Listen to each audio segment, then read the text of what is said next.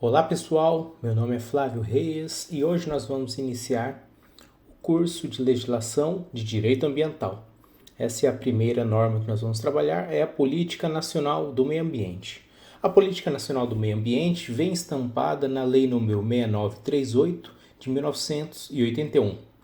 Essa norma dispõe sobre a Política Nacional do Meio Ambiente, seus fins e mecanismos de formulação e aplicação e dá outras providências.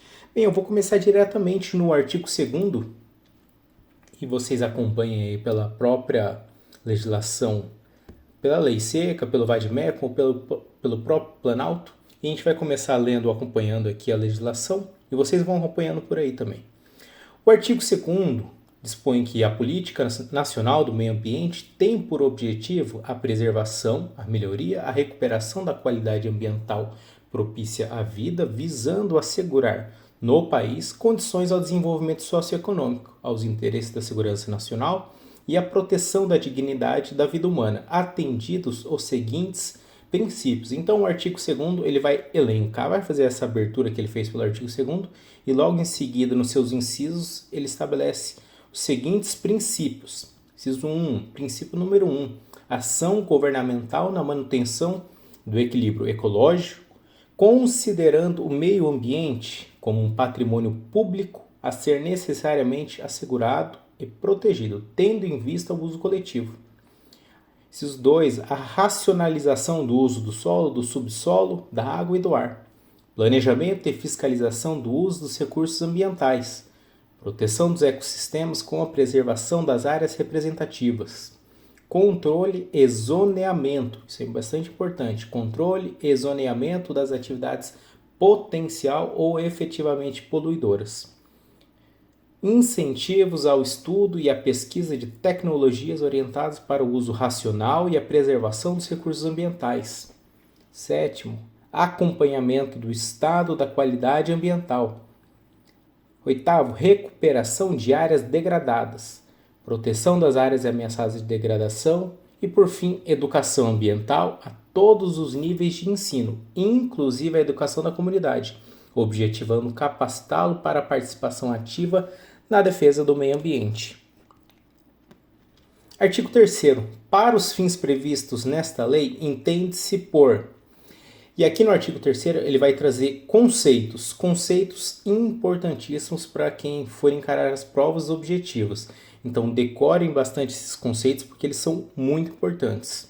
Conceito número 1, inciso número 1, meio ambiente. O meio ambiente é o conjunto de condições, leis, influências e interações de ordem física, química e biológica, que permite, abriga e rege a vida em todas as suas formas. Inciso 2, degradação da qualidade ambiental. A degradação da qualidade ambiental é a alteração adversa das características do meio ambiente. Inciso 3, poluição. É a degradação da qualidade ambiental resultante de atividades que direta ou indiretamente, e aqui ele vai trazer as hipóteses como configuradoras da degradação como poluição. Então vocês percebam que o inciso 2 e o inciso 3 são complementares. Inciso 2, degradação da qualidade ambiental. Inciso 3, poluição como a degradação da qualidade ambiental resultante de atividades que, direta ou indiretamente, alíneas A até a E. A linha A, prejudiquem a saúde, a segurança e o bem-estar da população. A linha B, criem condições adversas às atividades sociais e econômicas. A linha C, afetem desfavoravelmente a biota. A linha D, afetem as condições estéticas ou sanitárias do meio ambiente. A linha E, lancem matérias ou energia em desacordo com os padrões ambientais estabelecidos. Então vocês vão perceber que a poluição nada mais é do que a degradação da qualidade ambiental, que, por exemplo, prejudiquem a saúde. A degradação da qualidade ambiental que afetem desfavoravelmente a biota. Isso é muito importante, pode cair muito bem numa prova objetiva. Próximo conceito, inciso 4, poluidor. Poluidor é a pessoa física ou jurídica de direito público ou privado responsável direta ou indiretamente por atividade causadora de degradação ambiental. Então, o poluidor está ligado diretamente à degradação ambiental e não apenas à poluição. Inciso 5. Recursos ambientais. Recursos ambientais são a atmosfera, as águas interiores, superficiais e subterrâneas, os estuários, o mar territorial, o solo, o subsolo, os elementos da biosfera, a fauna e a flora. É muito importante vocês fazerem o cotejo entre o inciso 1 e o inciso 5. Façam uma marcação aí no Vademecum de vocês, façam essa ligação porque vocês têm que decorar o que é um e o que é outro, porque o examinador pode muito bem colocar, por exemplo, meio ambiente, conceituando como atmosfera, as águas interiores, superficiais, que são elementos que estão diretamente ligados ao meio ambiente. Só que está errado. Recurso ambiental é a atmosfera, águas interiores, etc. E o meio ambiente é o conjunto de condições, leis e influências. Separem bem esses conceitos, porque o examinador pode muito bem tentar confundi-los na hora da prova. Então a gente vai agora para o artigo 4º, e o artigo 4º traz os objetivos da Política Nacional do Meio Ambiente. Artigo 4º. A Política Nacional do Meio Ambiente visará, inciso 1, a compatibilização do desenvolvimento econômico, social com a preservação da qualidade do meio ambiente e do equilíbrio ecológico. Inciso 2. A definição de áreas prioritárias de ação governamental relativa à qualidade e ao equilíbrio ecológico, atendendo aos interesses da União, dos Estados, do Distrito Federal, território e dos municípios. Inciso 3. Ao estabelecimento de critérios e padrões de qualidade ambiental e de normas relativas ao uso e ao manejo de recursos ambientais. Inciso 4.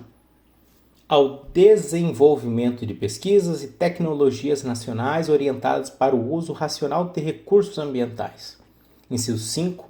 A difusão de tecnologias de manejo do meio ambiente, a divulgação de dados e informações ambientais e a formação de uma consciência pública sobre a necessidade de preservação da qualidade ambiental e do equilíbrio ecológico. Inciso 6. A preservação e restauração dos recursos ambientais com vistas à sua utilização racional e disponibilidade permanente, concorrendo para a manutenção do equilíbrio ecológico propício à vida. Inciso 7. A imposição ao poluidor e ao predador da obrigação de recuperar e ou indenizar os danos causados, e ao usuário de contribuição pela utilização de recursos ambientais com fins econômicos. Vejam que aqui o legislador se utiliza do termo predador. Geralmente, nas provas, apenas o termo poluidor é utilizado, mas veja que a própria legislação usa o termo predador. Então, ele fala a imposição ao poluidor e ao predador das obrigações de reparar e ou indenizar os danos causados. Princípio do poluidor pagador. E logo em seguida ele também menciona o usuário. E aí também estabelece o princípio do usuário pagador, ou seja, que ele faz uso de recursos ambientais também paga, ainda que não promova a poluição ou que não seja considerado como predador. Artigo 5º. As diretrizes da Política Nacional do Meio Ambiente serão formuladas em normas e planos destinados a orientar a ação dos governos da União, Estados, Distrito Federal, municípios, no que se relaciona com a preservação da qualidade ambiental e manutenção do equilíbrio ecológico, observados os princípios estabelecidos lá no artigo 2º. E aí vamos lá para o Sistema Nacional do Meio Ambiente. Começa a ficar bastante interessante essa parte, porque ele traz justamente os órgãos do CISNAMA. Veja só, artigo 6º. Os órgãos e entidades da União, dos Estados, do Distrito Federal, dos territórios e dos municípios, bem como as fundações instituídas pelo poder público responsáveis pela proteção e melhoria de qualidade ambiental, constituirão o Sistema Nacional do Meio Ambiente, CISNAMA, que é estruturado da seguinte forma. E aí ele traz os incisos 1 a 6, os órgãos que compõem o CISNAMA. É muito importante decorar os termos, os predicados que relacionam cada órgão, a sua qualidade, a sua atribuição, porque o examinador gosta muito de trabalhar todos esses órgãos, fazendo uma certa confusão. Mas é bem facinho de entendê-los. Vamos lá. Inciso 1. Órgão superior. Percebam que quando ele fala de órgão superior, ele também traz instituições ou órgãos, conselhos e a própria autoridade máxima da República. Então ele fala órgão superior como o Conselho de Governo, com a função de assessorar o presidente da República na formulação da política nacional e nas diretrizes governamentais para o meio ambiente e os recursos ambientais. Então o que você precisa decorar? Órgão superior é o Conselho de Governo, Presidente da República, Conselho de Governo com a função de assessorar o Presidente da República. Esses dois termos têm uma ligação pela própria natureza da sua envergadura e estão ligados justamente por ser o órgão superior. Inciso 2, importantíssimo, órgão consultivo e deliberativo. O Conselho Nacional do Meio Ambiente, CONAMA, com a finalidade de assessorar, estudar e propor ao Conselho de Governo diretrizes de políticas governamentais para o meio ambiente e os recursos naturais e deliberar, no âmbito de sua competência, sobre normas e padrões compatíveis com o meio ambiente, ecologicamente equilibrado e essencial à sadia qualidade de vida. Lembrem-se bem, liguem esses termos entre eles. Órgão consultivo, deliberativo, CONAMA. Consultivo, deliberativo, CONAMA. Inciso 3, órgão central. O órgão central do CISNAMA é a Secretaria do Meio Ambiente. Veja a sonoridade. Órgão central, Secretaria do Meio Ambiente da Presidência da República, com a finalidade de planejar, coordenar, supervisionar e controlar como órgão federal a política nacional e as diretrizes governamentais fixadas para o meio ambiente. Inciso 4. Órgãos executores. São dois os órgãos executores, IBAMA e Instituto Chico Mendes. Vamos lá. Inciso 4. Órgãos executores é o Instituto Brasileiro de Meio Ambiente e dos Recursos Naturais Renováveis, IBAMA, e o Instituto Chico Mendes de Conservação da Biodiversidade, Instituto Chico Mendes, com a finalidade de executar e fazer executar a política e as diretrizes governamentais fixadas para o meio ambiente, de acordo com as respectivas competências. Órgãos seccionais. Lembrem das seccionais da OAB. Órgão seccional está ligado a órgão estadual. Então, o órgão seccional, os órgãos seccionais nada mais são do que os órgãos ou entidades estaduais responsáveis pela execução, projetos e pelo controle e fiscalização de atividades capazes de provocar a degradação ambiental. Inciso 6. Órgãos locais. Órgãos locais são os órgãos ou entidades municipais responsáveis pelo controle e fiscalização dessas atividades nas suas respectivas jurisdições. Então veja que tem o órgão seccional e o órgão local. Seccional estadual, local municipal. Parágrafo 1º. Os estados, na esfera de sua competência e nas áreas de sua jurisdição, elaborarão normas supletivas e complementares. Anotem aí, supletivas e complementares e padrões relacionados com o meio ambiente, observados os que forem estabelecidos pelo próprio CONAMA. Parágrafo 2º. Os municípios, observadas as normas e os padrões federais e estaduais, também poderão elaborar as normas mencionadas no parágrafo anterior. Parágrafo 3º. Os órgãos central, setoriais, seccionais e locais mencionados neste artigo deverão fornecer os resultados das análises efetuadas e sua fundamentação quando solicitados por pessoa legitimamente interessada. Parágrafo 4º. De acordo com a legislação em vigor, é o Poder Executivo autorizado a criar uma fundação de apoio técnico-científico às atividades do IBAMA. E aí agora a gente entra na regulamentação do próprio CONAMA. Então o artigo 8º dispõe sobre o Conselho Nacional do Meio Ambiente. Artigo 8º. Compete ao CONAMA Inciso 1. Bastante importante isso, um dos que mais caem em prova. Inciso 1. Estabelecer, mediante proposta do IBAMA, normas e critérios para o licenciamento de atividades efetiva ou potencialmente poluidoras, a ser concedido pelos estados e supervisionados pelo IBAMA. Inciso 2. Determinar, quando julgar necessário, a realização de estudo das alternativas e das possíveis consequências ambientais de projetos públicos ou privados, requisitando aos órgãos federais, estaduais, municipais, bem assim as entidades privadas, as informações indispensáveis para a apreciação dos estudos de impacto ambiental e respectivos relatórios, no caso de obras ou atividades de significativa degradação ambiental, especialmente nas áreas consideradas como patrimônio nacional. Inciso 4.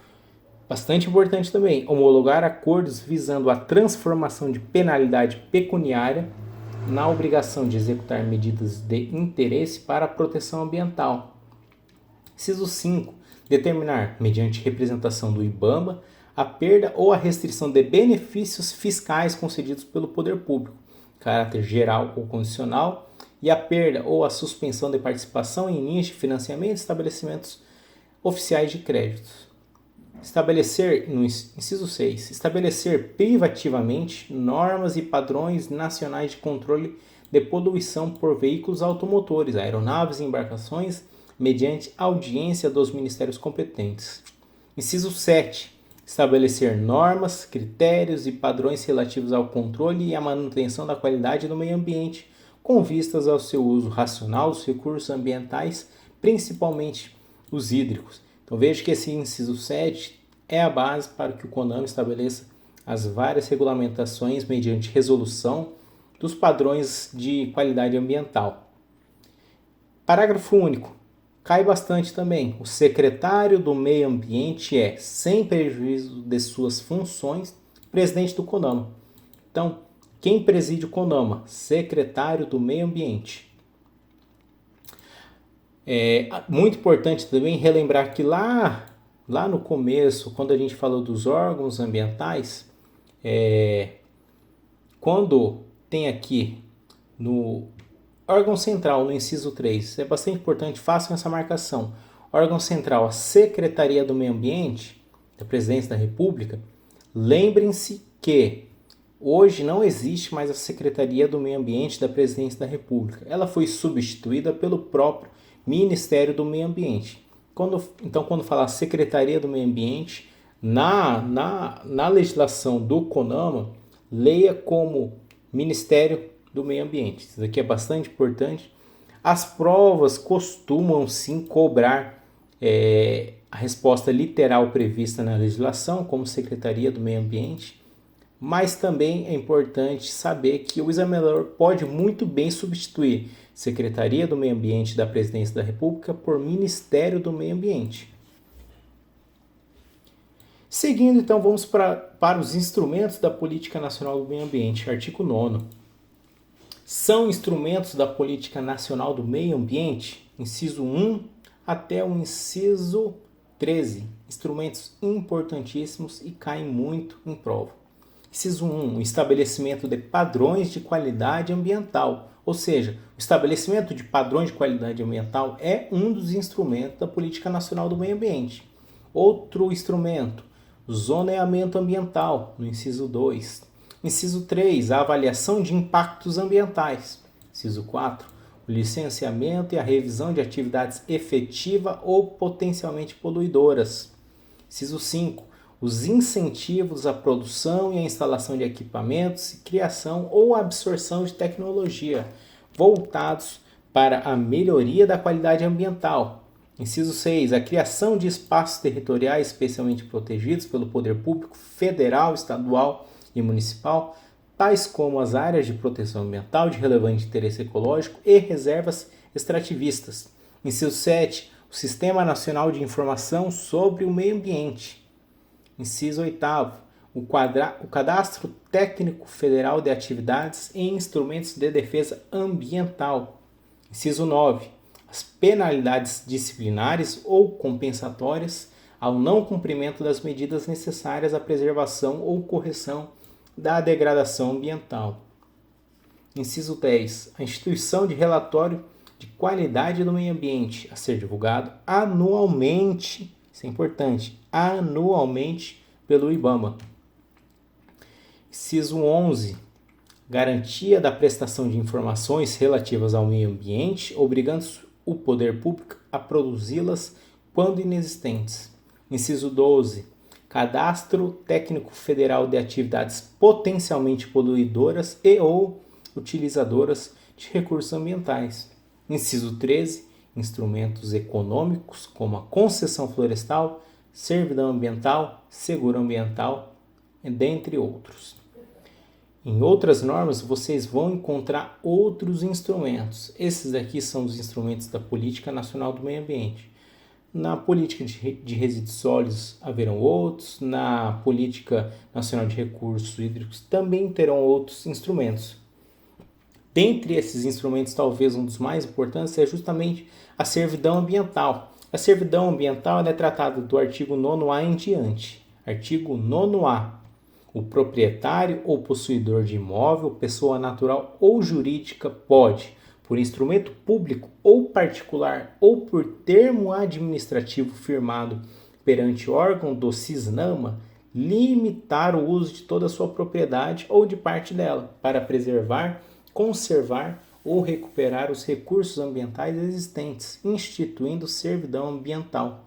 Então veja que o artigo 9º traz o próprio conceito, ainda que um pouco enxuto e não explícito, de servidão ambiental. A servidão ambiental, então, nada mais é do que uma limitação ao uso da propriedade, seja ela na sua extensão total ou de parte dela, a fim de preservar, conservar ou recuperar os recursos ambientais existentes, instituindo a servidão ambiental. Parágrafo 1º. Os instrumentos ou termo de instituição da servidão ambiental devem incluir, no mínimo, os seguintes itens. O que precisa constar do instrumento ou termo de instituição de servidão ambiental? Inciso 1. Memorial descritivo da área de servidão ambiental, contendo pelo menos um ponto de amarração georreferenciado. Essa expressão, ponto de amarração georreferenciado, vocês vão encontrar em várias legislações. Um exemplo muito claro disso é o próprio novo Código Florestal. Sempre que tiver demarcações de áreas, os pontos de amarração georreferenciado vão ser exigidos. Inciso 2. Objeto da servidão ambiental, ou seja, o objeto da servidão ambiental também tem que constar do próprio instrumento. Inciso 3. Os direitos. Quais são os direitos e deveres do proprietário ou possuidor instituidor? Também tem que constar do instrumento. Inciso 4. O prazo durante o qual a área permanecerá como servidão ambiental. Quanto tempo aquela área ficará gravada pela servidão ambiental. Lembrando que a servidão ambiental é um ônus que recai sobre a propriedade. Parágrafo 2º. A servidão ambiental não se aplica às áreas de preservação permanente e à reserva legal mínima exigida. A restrição, parágrafo 3º, a restrição ao uso ou à exploração da vegetação da área sob servidão ambiental deve ser, no mínimo, a mesma estabelecida para a reserva legal. Anotem esse parágrafo 3º, cai muito em prova. Parágrafo 4º. Devem ser objeto de averbação na matrícula do imóvel no registro de imóveis competentes. Inciso 1. Instrumento ou termo de instituição da servidão ambiental e o contrato de alienação, cessão ou transferência da servidão ambiental. Ou seja, a servidão ambiental pode ser alienada, pode ser cedida, transferida. Essa parte aqui, ela talvez encontre algumas incompatibilidades com o novo Código Florestal, mas na hora que vocês forem estudar o Código Florestal, que é norma mais recente, vocês verão disposições mais específicas sobre essa temática. Parágrafo 5º. Na hipótese de compensação de reserva legal, a servidão ambiental deve ser averbada na matrícula de todos os imóveis envolvidos. É vedada durante o prazo de vigência, e aqui a gente já está falando do parágrafo 6º, é vedado nessa vigência da servidão ambiental a alteração da destinação da área, nos casos de transmissão do imóvel a qualquer título, desmembramento ou de retificação dos limites do imóvel. Então, instituiu a servidão ambiental, enquanto ela estiver vigente, é vedada a alteração da destinação daquela área. Parágrafo 7º. As áreas que tenham sido instituídas na forma de servidão florestal passam a ser consideradas com a Política Nacional do Meio Ambiente como de servidão ambiental, ou seja, a servidão ambiental substitui, toma o lugar da servidão florestal, e as servidões florestais passam a ser consideradas então como servidão ambiental. O artigo 9b traz regras bastante importantes, fiquem atentos. A servidão ambiental poderá ser onerosa ou gratuita, temporária ou perpétua. Veja que ele traz as duas hipóteses em cada situação: onerosa ou gratuita, temporária ou perpétua. Parágrafo 1º. O prazo mínimo da servidão ambiental temporária é de 15 anos. Decorem esse prazo. 15 anos. Servidão ambiental, pelo menos 15 anos. Se ela for temporária, 15 anos. A servidão ambiental perpétua equivale para fins creditícios, tributários e de acesso aos recursos de fundos públicos à Reserva Particular do Patrimônio Natural, RPPN. Quando vocês forem estudar o Sistema Nacional de Unidades de Conservação, vocês vão entender de forma bastante clara, a Reserva do Patrimônio Natural, que é tal qual a servidão ambiental, uma restrição ao uso da própria propriedade. Tem uma finalidade específica, não se confunde com a servidão ambiental, mas grava do mesmo ônus a área que está gravada como RPPN, assim como a servidão ambiental. Parágrafo 3º. O detentor da servidão ambiental poderá aliená-la, cedê-la ou transferi-la total ou parcialmente, por prazo determinado ou em caráter definitivo, em favor de outro proprietário ou de entidade pública ou privada que tenha conservação ambiental como fim social. Artigo 9c. O contrato de alienação, cessão ou transferência da servidão ambiental deve ser averbado na matrícula do imóvel contendo os seguintes itens: a delimitação da sua área submetida à preservação, conservação, recuperação ambiental, objeto da servidão ambiental, os direitos e deveres do instituidor e dos futuros adquirentes ou sucessores, os direitos e deveres do detentor da servidão ambiental, os benefícios da ordem econômica do instituidor, os benefícios de ordem econômica do instituidor e do detentor da servidão ambiental, a previsão legal para garantir o seu cumprimento, inclusive medidas judiciais necessárias em caso de ser descumprido. Parágrafo 2º. São deveres do proprietário do imóvel serviente, ou seja, aquele que serve, entre outras obrigações. O que esse parágrafo 2º está falando? Aquela pessoa que instituiu a servidão ambiental, ou seja, que ela terá o seu imóvel como serviente, ele tem as seguintes obrigações que são estipuladas no contrato. Manter, inciso 1, manter a área sob servidão ambiental. Prestar contas ao detentor da servidão ambiental, ou seja, aquele que é beneficiado, sobre as condições dos recursos naturais ou artificiais. Inciso 3. Permitir a inspeção e a fiscalização da área pelo detentor da servidão. Inciso 4. Defender a posse da área serviente por todos os meios em direito admitidos. Parágrafo 3º. São deveres do detentor da servidão ambiental, entre outras obrigações. Ou seja, aquele que tem em benefício a servidão ambiental, ele tem os seguintes obrigações, os seguintes deveres e obrigações: documentar as características ambientais da propriedade, monitorar, já que lhe é beneficiário, ele precisa monitorar periodicamente a propriedade para verificar se a servidão ambiental está sendo mantida. Inciso 3. Prestar informações necessárias a quaisquer interessados na aquisição ou nos sucessores da propriedade. Inciso 4.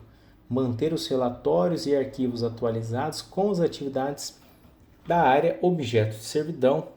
Por fim, inciso 5, defender judicialmente a servidão ambiental. Veja que são esses os deveres para quem tem em seu benefício uma servidão ambiental. E aqui a gente acaba a parte de servidão ambiental, entramos então no artigo 10, já começa uma outra temática, finalizou a parte da servidão ambiental. Muito importante esses artigos que a gente trabalhou agora de servidão ambiental, releiam, façam algumas marcações e sigam no estudo.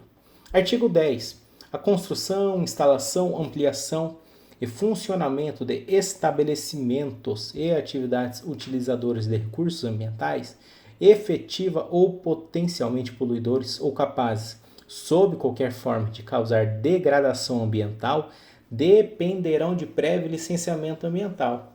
Parágrafo 1º. Os pedidos de licenciamento, sua renovação e respectiva concessão serão publicados no Jornal Oficial, bem como em periódico regional ou local de grande circulação, ou em meio eletrônico de comunicação mantido pelo órgão ambiental competente. Artigo 11. Compete ao IBAMA propor ao CONAMA, lembrem-se disso, isso é bastante importante.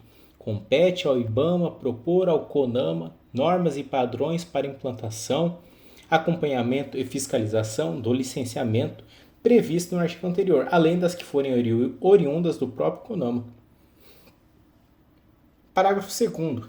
Inclui-se na competência da fiscalização e controle e análise de projetos de entidades públicas ou privadas, objetivando a preservação ou a recuperação de recursos ambientais afetados por processos de exploração ou predatórios ou poluidores. Vamos lá, repetindo.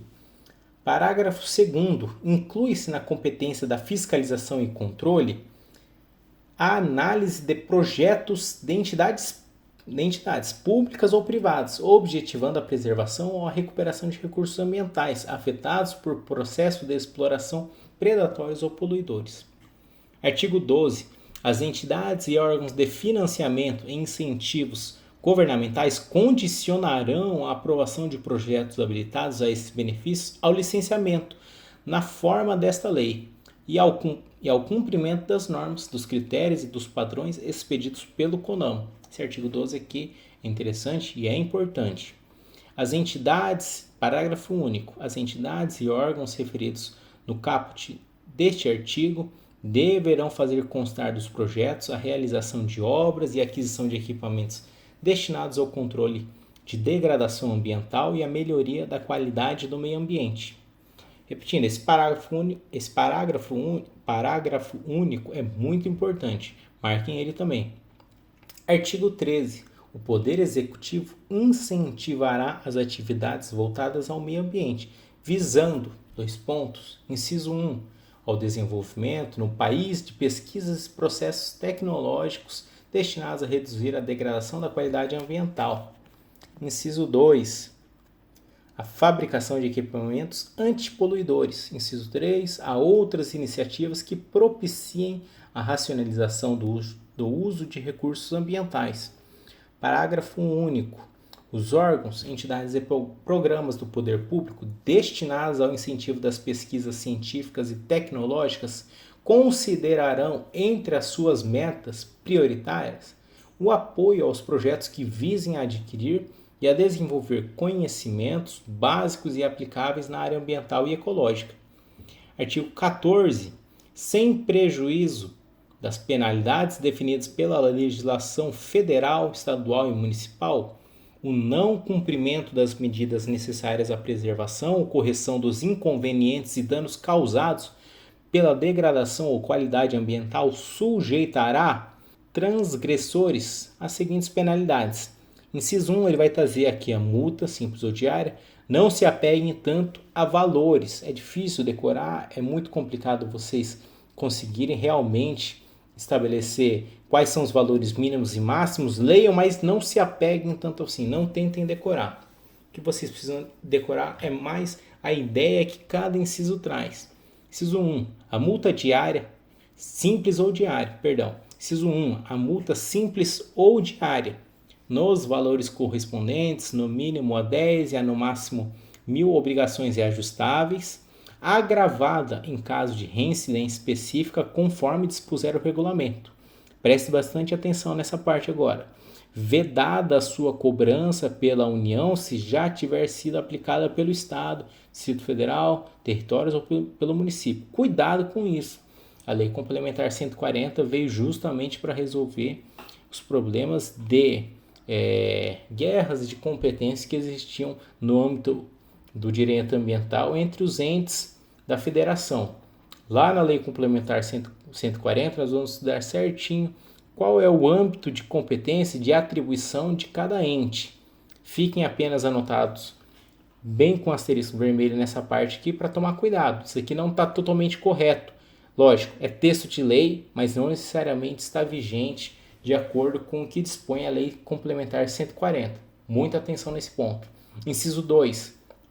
A perda ou a restrição de incentivos e benefícios fiscais concedidos pelo poder público.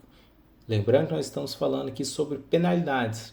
Inciso 3. A perda ou a suspensão de participação em linhas de financiamento, estabelecimentos oficiais de crédito. Inciso 4. A suspensão de sua atividade, ou seja, da atividade empreendedora que esteja descumprindo as normas ambientais. Parágrafo 1º. Sem obstar a aplicação das penalidades previstas neste artigo, é o poluidor obrigado, independentemente da existência de culpa, a indenizar ou reparar os danos causados ao meio ambiente e a terceiros afetados por sua atividade. Esse parágrafo primeiro aqui é importantíssimo. Por quê? Porque ele traz um dos fundamentos para a responsabilidade objetiva na seara ambiental, principalmente responsabilidade civil, já que a responsabilidade administrativa é, até o momento, de acordo com a jurisprudência do STJ, de natureza subjetiva, depende de dolo ou culpa. Marquem esse parágrafo primeiro porque ele pode ser cobrado em prova objetiva, em prova discursiva, sentença e até mesmo na prova oral. Então vou repetir. Parágrafo 1º.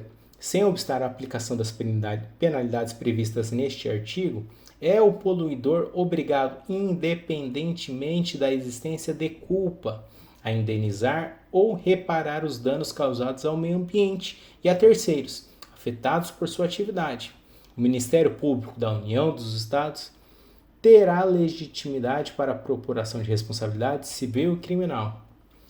Parágrafo 2º. Nos casos de omissão da autoridade estadual ou municipal, caberá ao secretário do Meio Ambiente a aplicação das penalidades pecuniárias previstas nesse artigo.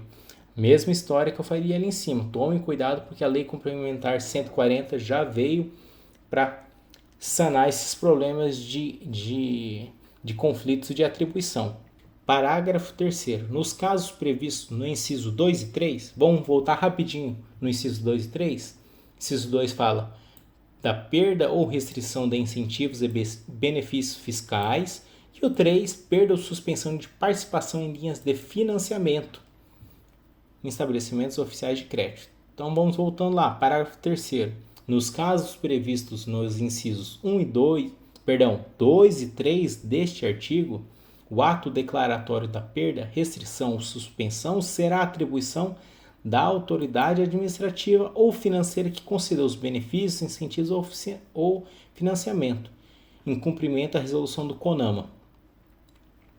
Parágrafo 5º. A execução das garantias exigidas pelo poluidor não impede a aplicação das obrigações de indenização e reparação de danos previstos no parágrafo 1º. Artigo 15. O poluidor que expuser... Aqui a gente traz uma previsão de um crime. O poluidor que expuser a perigo a incolumidade humana, animal, vegetal, que estiver tornando mais grave a situação de perigo existente, fica sujeito a pena de reclusão de 1 a 3 anos e multa de 100 a 1.000 mVr. É importante o que está disposto no parágrafo 1º. Esse é o mais importante dessa disposição. A pena é aumentada até o dobro se resultar de dano irreversível à fauna, à flora e ao meio ambiente, ou se resultar lesão corporal grave. Inciso 2. Se a poluição é decorrente de atividade industrial ou de transporte. Inciso 3. Mais uma hipótese de aumento de pena até o dobro. Inciso 3. O crime é praticado durante a noite, em domingo ou feriado. Essa disposição crimes praticados à noite, domingo ou feriado vão se repetir na legislação inúmeras vezes. Parágrafo 2º.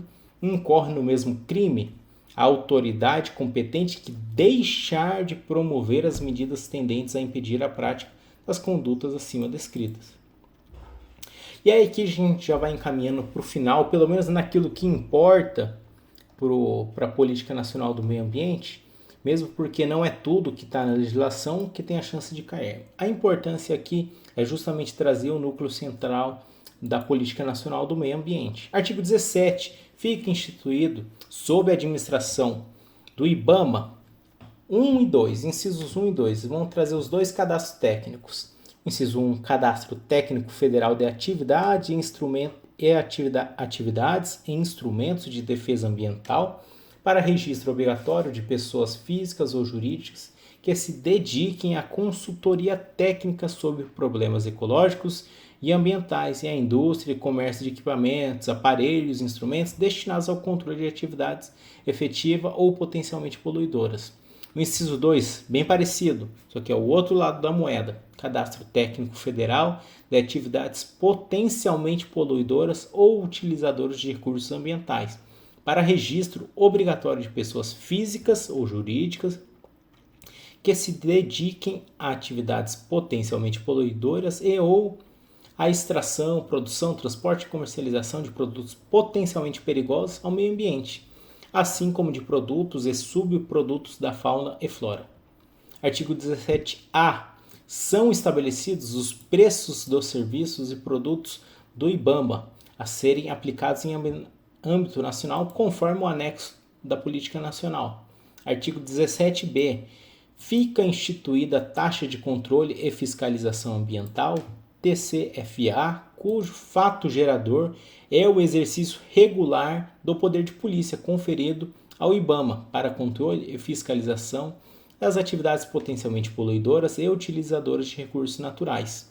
Artigo 17q, veja que eu pulei 17b por 17q, porque várias disposições vocês vão ver ali no vademecum de vocês, que são disposições muito específicas, não costumam cair nas provas, pelo menos nas provas de membros, né, magistratura, MP, procuradoria. Então por isso que eu já enxugo aqui essa parte. Eu entendo que não precisa ler, principalmente se você estiver numa reta final. Por isso que a gente vai direto aqui para o 17q, que dispõe: é o IBAMA autorizado a celebrar convênios com os estados, municípios, Distrito Federal para desempenhar as atividades de fiscalização ambiental, podendo repassar-lhes a parcela da receita obtida com a taxa de fiscalização. E aqui a gente encerra essa primeira aula inaugural da legislação de direito ambiental com a Política Nacional do Meio Ambiente. Espero que vocês tenham gostado. Um abraço e bons estudos.